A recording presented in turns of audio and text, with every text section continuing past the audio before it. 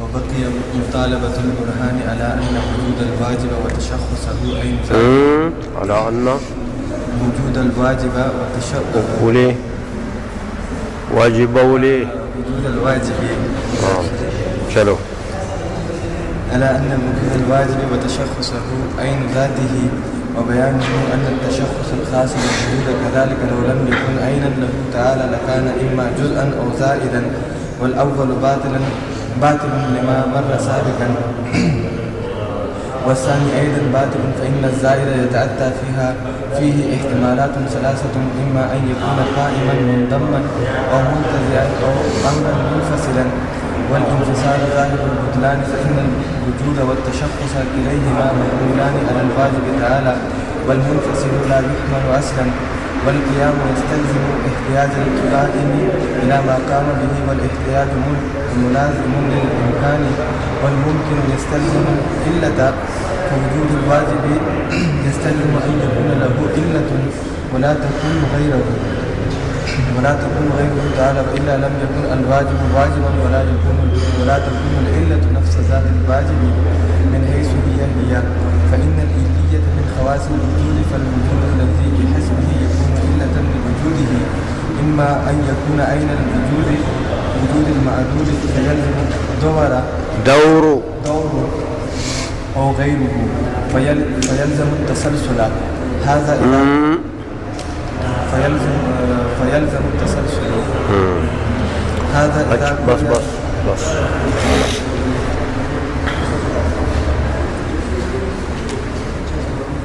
اب یہ انہوں نے پہلے ایک بات کی تھی کہ باری تعالیٰ کا وجود خاص اور تشخص خاص جو ہے یہ باری تعالیٰ کی ذات کا عین ہے. یاد ہے بات؟ تو فرماتے ہیں کہ باقی باتیں تو ہو گئی ہیں لیکن اس دعوے پر دلیل ابھی تک ہم نے پیش نہیں کی کہ باری تعالیٰ کا وجود خاص اور تشخص جو ہے یہ باری تعالیٰ کی ذات کا عین ہے. یہ ایک دعویٰ تھا.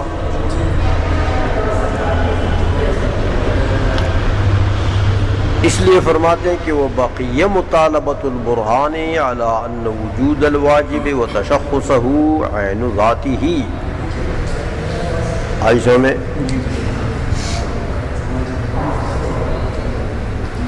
تو اس بات کے اوپر کہتے ہیں برہان اور دلیل ابھی باقی ہے. اس لیے آخر میں بعض کو لپیٹتے ہوئے اس مدعا کے اوپر دلیل دیتے ہیں.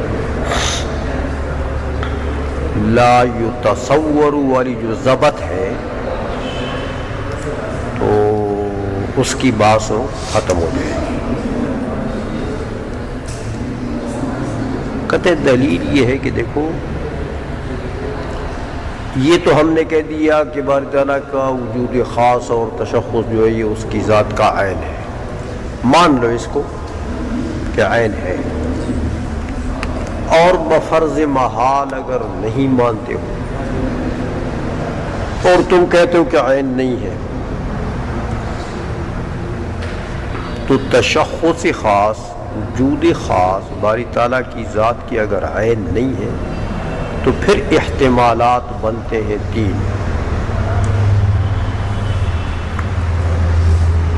یا یہ تشخص اور وجود خاص باری تعالیٰ کی ذات کے لیے جز بنیں گے یا عارض یا امر منفصل. 3 صورتیں. عارض کی پھر 2 قسمیں ہیں. ایک عارض ملزم ہوتا ہے اور ایک عارض منتزع ہوتا ہے. تو اس طریقے سے پھر عارض کی 2 قسمیں ہو جائیں تو 4 صورتیں بن جائیں گی. سمجھ آئیے جی کہ اگر عین نہیں مانتے ہو وجود خاص کو اور تشخص کو تو پھر کیا مانو گے؟ یا جزء ذات باری تعالیٰ یا عارض کہ باری تعالیٰ کی ذات کو عارض کی پھر دو قسمیں امر منظم یا امر منتزع اور یا پھر امر منفصل کہ باری تعالیٰ کی ذات سے منفصل یہ گویا کہ سمجھو چار احتمالات ہیں تو کہتے ہیں چار احتمالات میں سے پہلا احتمال تو باطل ہو چکا ہے ہاں کہ باری تعالیٰ کی ذات کے لیے جز بن جائے وہ تو اجزاء حقیقیہ کو تو آپ باطل کرائے لا یتصور لا یحد میں کہ باری تعالیٰ کی حد نہیں کیونکہ اجزاء نہیں اجزاء حقیقیہ نہیں تو وہ تو آپ کرائے ہیں اس لیے جزئیت تو باطل ہے جزئیت کا بطلان تو پہلے ذکر ہو چکا ہے اس لیے فرماتے ہیں دیکھو کہ وَبَيَانُهُ أَنَّ التَّشَخُّصَ الْخَاصَ وَالْوُجُودَ كَذَلِكَ یعنی الخاصہ لو لم يكن عينا له تعالى بفرض محال تو لکان اما جزءا او زائدا یا جز ہوگا یا زائد جزئیت والاول باطن لما مر سابقا جزئیت تو باطن امر زائد ہے تو اس میں تین احتمالات ہیں ہاں والثانی ایضا باطل فإن الزائد يتأتى فيه احتمالات ثلاثة زائد میں تین احتمالات اما يكون قائما منضما او منتزعا او امرا منفصلا یہ تین ہے کہتے یہ تیسرا ہے نا منفصل والانفصال ظاہر البطلان فإن الوجود والتشخص كليهما محمولان على الواجب تعالى والمنفصل لا يحمل اصلا منفصل امر منفصل بنے وجود اور تشخص باری تعالیٰ کی ذات سے امر منفصل تو یہ بھی باطل ہے ظاہر البطلان ہے کہ ایک امر منفصل کا دوسرے امر منفصل کے اوپر حمل نہیں ہوتا دیکھو حجر انسان سے ایک امر منفصل ہے تو حجر کا حمل انسان کے اوپر ہو سکتا ہے یہ دیوار منفصل ہے یہ ڈیسک منفصل ہے وغیرہ وغیرہ یہ چیزیں منفصل ہیں تو ان کا حمل انسان کے اوپر ہو سکتا ہے امر منفصل کا حمل نہیں ہوتا حالانکہ وجود اور تشخص باری تعالیٰ کا تو باری تعالیٰ پر حمل ہوتا ہے آئی سمجھ میں تو فرماتے ہیں کہ بھائی یہ جو والانفصال ظاہر البطلان فإن الوجود والتشخص كليهما محمولان على الواجب تعالى ان دونوں کا تو حمل ہوتا ہے والمنفصل لا يحمل اصلا اور امر منفصل جو ہے اس کا حمل تو ہو نہیں سکتا آئی سمجھ میں تو گویا کہ یہ بھی باطل ہو گیا باقی بچے تمہارے پاس کتنے احتمالات تو کہ امر منظم ہو تو دیکھو شارع نے امر انتزاعی کی شکل کو چھوڑ دیا یہ ابھی انضمام کو باطل کرے گا سمجھئے امر منتزع بعض علماء نے تو کہا کسی میں داخل ہے امر منتزع بھی لیکن ضرورت نہیں ہے اس لیے کہ جس طرح امر منفصل ظاہر البطلان ہے اس طرح امر منتزع ہونا بھی ظاہر البطلان ہے بلکہ اس سے بھی اظہر ہے اس لیے کہ اگر وجود خاص ہو تشخص خاص باری تعالیٰ کا باری تعالیٰ کی ذات سے منتزع ہو تو اتصاف کی دو قسمیں ہیں ایک اتصاف انضمامی اور ایک اتصاف انتزاعی اتصاف انضمامی کا تو یہ معنی ہوتا ہے کہ صفت موصوف دونوں ظرف اتصاف میں موجود ہیں دونوں موجود ہیں یعنی ان میں اعتباری ایک بھی نہیں ہے اعتبار معتبر پر ایک بھی نہیں. انتزاعی میں کیا ہوتا ہے کہ موصوف تو ظرف اتصاف میں موجود ہے لیکن صفت نہیں ہے.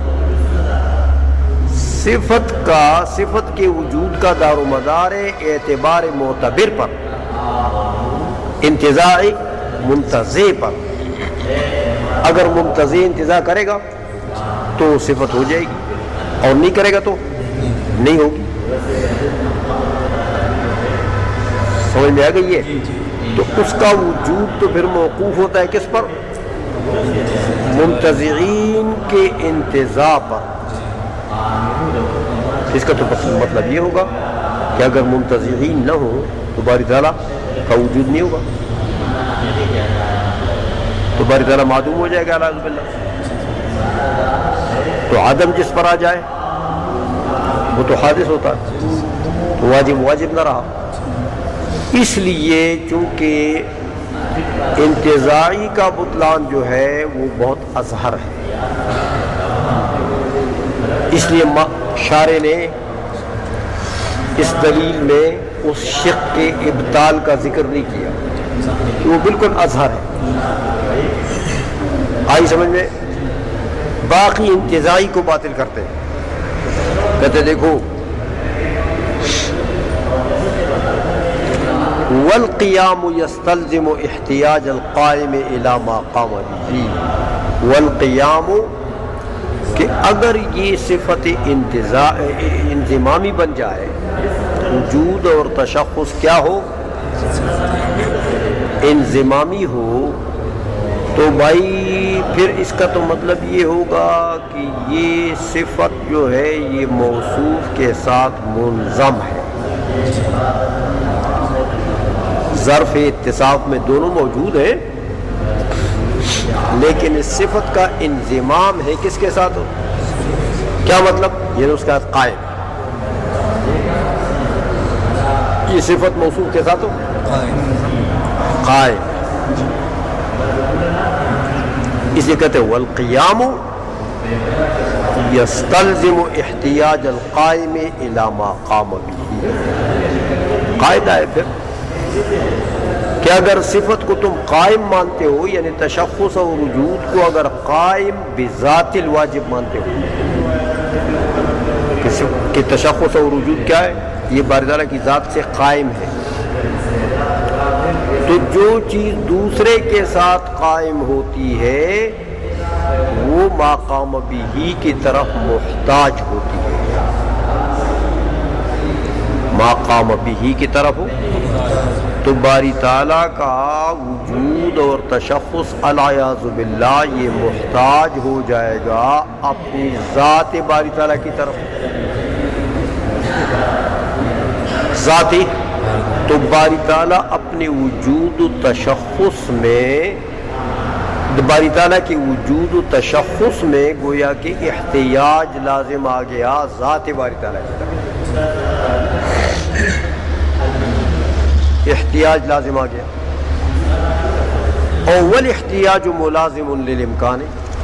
آپ جانتے ہیں کہ جو چیز اپنے وجود میں احتیاج رکھتا ہو تو احتیاج ملازم ہے کس کا؟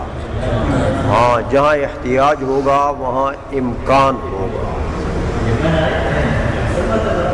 اچھا، تو پھر تو لازم آ گیا کہ باری تعالیٰ کا وجود اور تشخص کیا ہوا؟ ممکن. وجود اور تشخص کیا ہوا؟ ممکن. والممکن یستلزم العلت. ممکن جو ہے وہ مستلزم ہے کس کو؟ یعنی مطلب یہ ہے کہ جہاں امکان ہوگا وہاں علت ہوگی.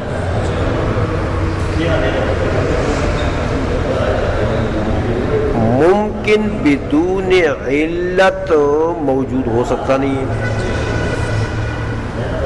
تو اگر باری تعالیٰ کا وجود اور تشخص ممکن ہو گیا والعیاذ باللہ، تو اس کے معنی یہ ہوں گے کہ اس ممکن کے لیے علت ہوگی. پھر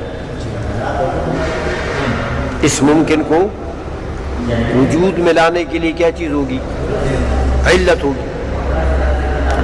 اچھا، اب وہ علت جو ہے علت فوجود الواجب یستلزم ان یکون له علت، واجب تعالیٰ کے وجود کے لیے پھر علت ہونی چاہیے، اور وہ علت ولا تکون غیرہ تعالیٰ، وہ علت باری تعالیٰ کی ذات کے علاوہ کوئی اور چیز نہیں ہو سکتی، وَإِلَّا لَمْ يَكُنِ الْوَاجِبُ وَاجِبًا، اگر باری تعالیٰ کی ذات کے علاوہ کوئی اور چیز علت بنے تو باری تعالیٰ اپنے وجود اور تشخص میں محتاج ہو جائے گا، کس کا؟ غیر کا، اور احتیاج الی الغیر یہ تو وجوب کے منافی ہے، تو واجب نہ رہا۔ عزیزوں میں اچھا تو غیر تو نہیں محتاج، غیر تو نہیں علت بن سکتا باری تعالیٰ کے وجود اور تشخص کے لیے غیر تو علت بن سکتا نہیں ہے۔ اچھا تو اب رہی باتیں دو، ایک یہ ہے کہ باری تعالیٰ کی ذات لا بشرط شے کے مرتبے میں، باری تعالیٰ کی ذات من حیث ہی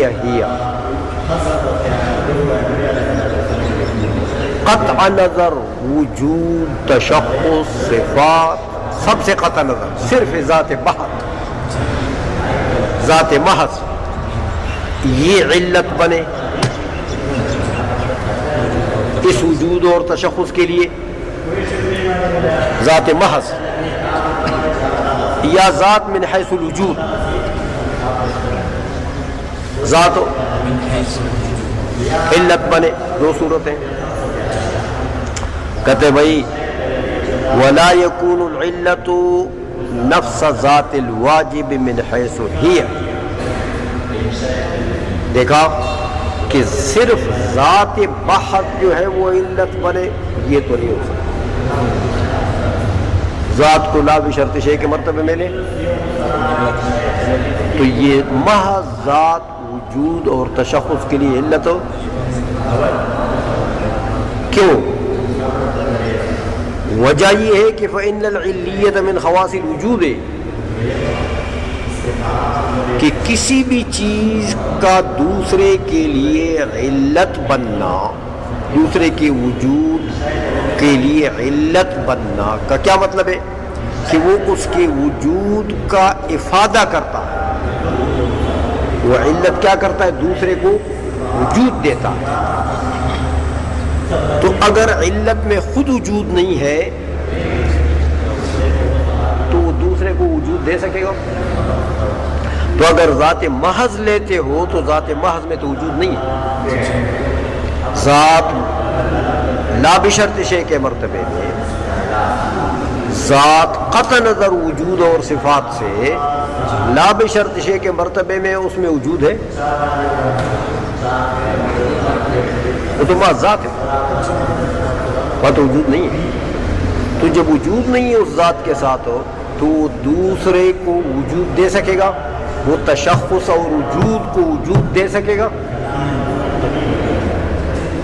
اس لیے کہتے ہیں کہ فإن العلیۃ من خواص الوجود، علت بننا کسی چیز کے لیے تو وجود کے خواص میں سے، علت میں وجود ہوگا تو دوسرے کو وجود ملے گا اس سے، سمجھئے؟ تو ذات محض تو علت بن نہیں سکتی، من حیث الوجود بنے، ذات مع الوجود، ذات علت بنے گی اس تشخص اور وجود خاص کے لیے۔ تو میرے بھائی یہ تو اس تشخص اور وجود خاص سے پہلے علیت کے مرتبے میں ایک اور وجود لازم آ گیا کہ نہیں لازم آ گیا؟ اس تشخص خاص اور اس وجود خاص کے لیے جو ذات علت بن رہی ہے وہ ذات مع الوجود ہے، تو اس تشخص اور اس وجود خاص سے پہلے ذات میں وجود لازم آ گیا کہ لازم نہیں آیا؟ سمجھائیے۔ اب پوچھتا ہوں تم سے کہ فالوجود الذی بحسبہ یکون علتا لوجودہ، وجود جس کے اعتبار سے وہ ذات علت بن رہی ہے اپنے تشخص اور وجود کے لیے، وہ وجود جو پہلے لازم آ گیا، وہ وجود جو ہے اما ان یکون عین الوجود المعلول فیلزم الدور، یہ وجود جو پہلے لازم آ گیا جو علیت کے مرتبے میں ہے، یہ معلول والا جو وجود اور تشخص ہے اس کا عین ہے یا اس کا غیر ہے۔ دوسری صورت ہے اگر یہ وجود اس وجود معلول کا عین ہے تو تقدم شیء علی نفسہ لازم آ گیا کہ نہیں؟ تو یہی تقدم شیء علی نفسہ، توقف شیء علی نفسہ ہے کہ نہیں ہے؟ کیونکہ یہ علت ہے اس کے لیے، وہ معلول ہے تو معلول کا وجود علت پر موقوف نہیں ہوتا۔ سمجھائیے؟ اچھا تو تم کہتے ہو کہ یہ وجود اس کا عین ہے، تو جب تو وہ تو موقوف تھا اس پر، وہ معلول والا وجود وہ تو موقوف تھا اس علت کے وجود پر، تو یہ توقف شیء علی نفسہ ہے کہ نہیں ہے؟ وہ توقف شیء علی نفسہ کیا چیز ہے؟ تقدم شیء علی نفسہ، کیونکہ علت معلول پر مقدم ہوتی ہے، تو چیز کا تقدم اپنی ذات پر لازم آ گیا۔ اگر اس کو عین مانتے ہیں تو تقدم شیء علی نفسہ اور توقف شیء علی نفسہ یہ کیا چیز ہے؟ لو، تو یہ تو باطل ہے، تو یہ لازم بھی باطل اگر عین مانتے ہو۔ اور اگر غیر مانتے ہو کہ بھائی یہ جو وجود ہے نا علیت والا، وہ وجود جو معلول ہے وہ معلول والا وجود اس کا غیر ہے اور یہ اس کا غیر ہے، تو ٹھیک ہے، اس وجود نے اس وجود کا فائدہ دے دیا، پھر اس وجود کے لیے وہ بھی تو وجود ہے، تو اس وجود کے لیے علت چاہیے کہ نہیں چاہیے؟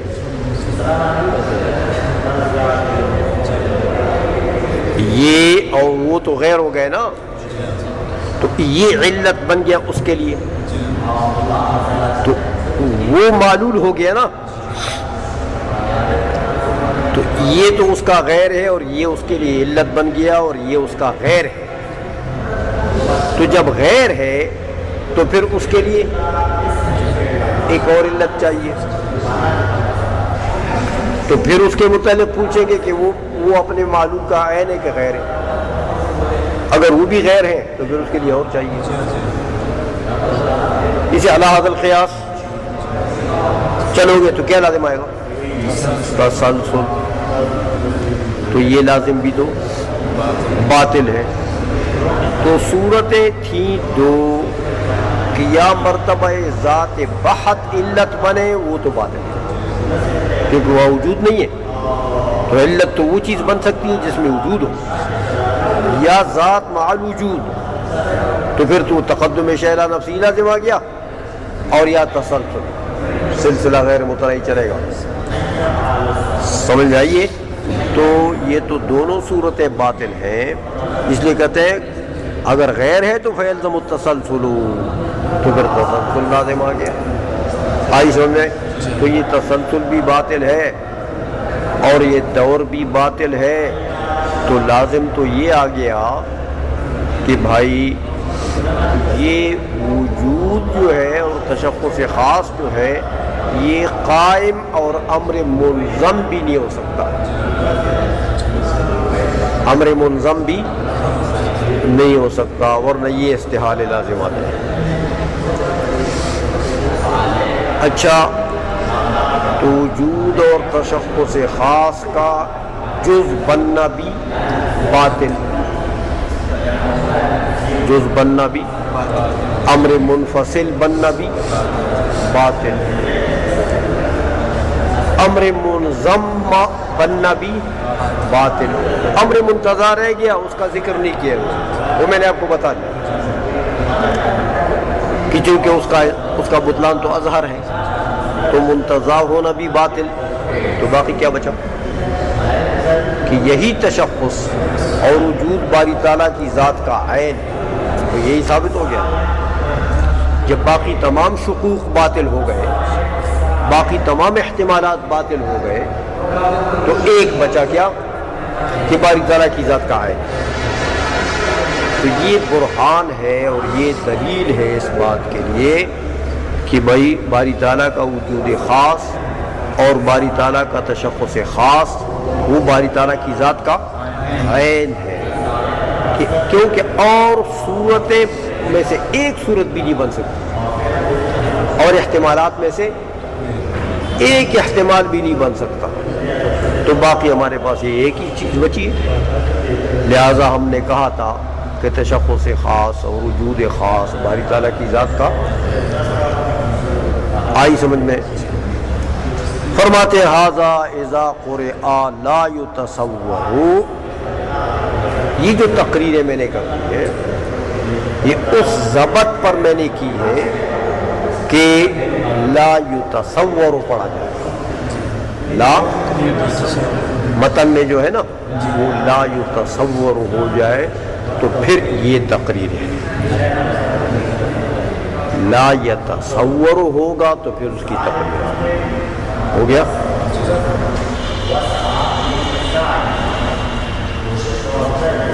ملا حسن پڑھنے کے دوران کچھ ساتھیوں کو ایک شک عارض ہو رہا ہے کیا کہ اللہ کی ذات میں تفکر نہیں کرنا چاہیے۔ ہاں، لیکن اللہ تبارک و تعالیٰ کی ذات میں ایسے لوگوں کو تفکر نہیں کرنا چاہیے جن کا تفکر مفضی الی الالحاد، وہ فکر کریں اور پھر اس مخمصے سے نکل نہ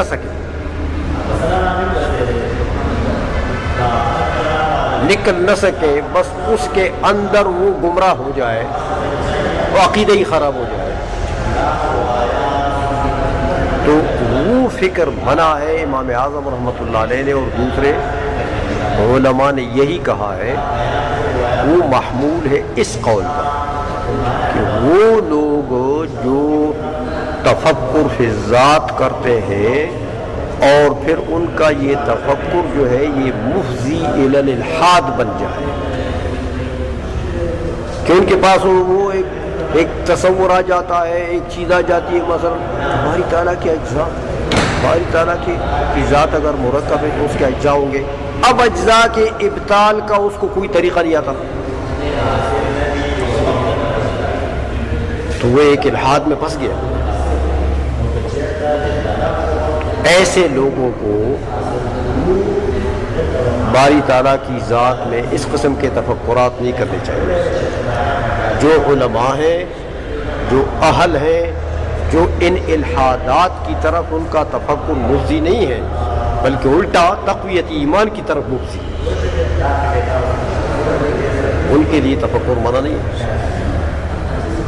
تو یہ علماء جو ہیں یہ تو ایسے ہیں کہ یہ تو باطل کے پرخچے اڑا دیتے ہیں نا، حق کی طرف نکل جاتے ہیں۔